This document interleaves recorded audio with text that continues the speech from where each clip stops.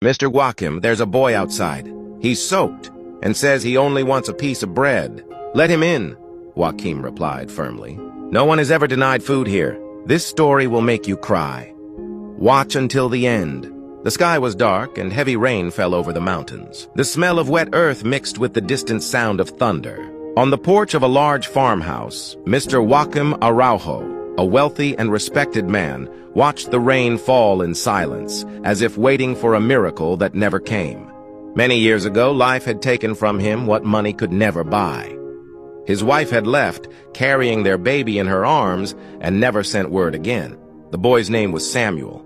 Joachim searched everywhere but never found him. Over time, he accepted that perhaps destiny had taken his son away forever. But even with his heart hardened, every night he prayed the same prayer. Lord, if my boy is still out there, please take care of him for me.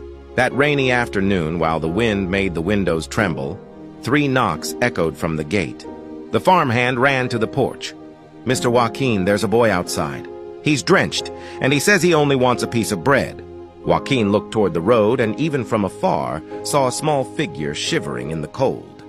Let him in, he said firmly. No one has ever denied food here.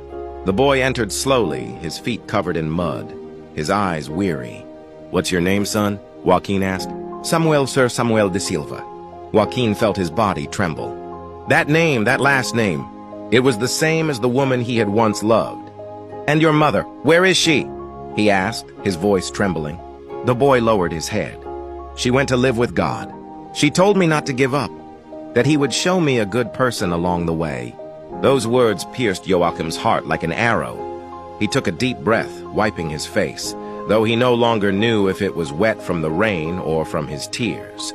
Come in, Samuel, he said softly. You won't lack anything here. Samuel was LED to the living room. Doña Alzira, the housekeeper, brought warm milk and cheese bread. Samuel ate slowly, glancing around, fascinated by that place that seemed like another world. As he watched him, Joachim began to feel something strange. There was something familiar in the boy's eyes. The same way his son used to raise his eyebrows when he was scared. The same eyes as the woman who had left him so many years ago. Confused, Joachim stood up, went to an old cabinet and pulled out a wooden box. Inside were old letters, a torn photograph, and a will he had never had the courage to open. When he returned to the kitchen, he showed the photo to the boy. It was the portrait of a young woman holding a baby in her arms. Samuel's eyes widened. That's my mom. Silence filled the room. Joachim dropped the photo, covered his face with his hands, and began to cry. My God, he whispered through tears. You're my son! Samuel stared in confusion until Joachim knelt before him, tears falling to the floor.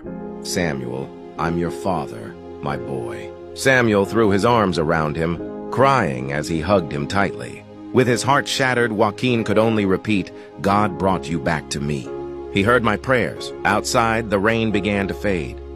The sky cleared, and rays of sunlight broke through the clouds, illuminating the farmhouse courtyard. Doña Alzira, who had been watching the scene, wiped her eyes and whispered softly, God still performs miracles, Mr. Joachim. He still does. That night, the farmhouse came back to life.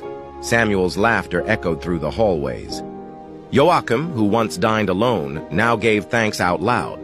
The bread the boy had asked for out of hunger was the same bread that restored faith to a weary heart. Because sometimes what you think you've lost forever, God has only kept safe to return it to you at the right time. If this story touched your heart, comment, Amen.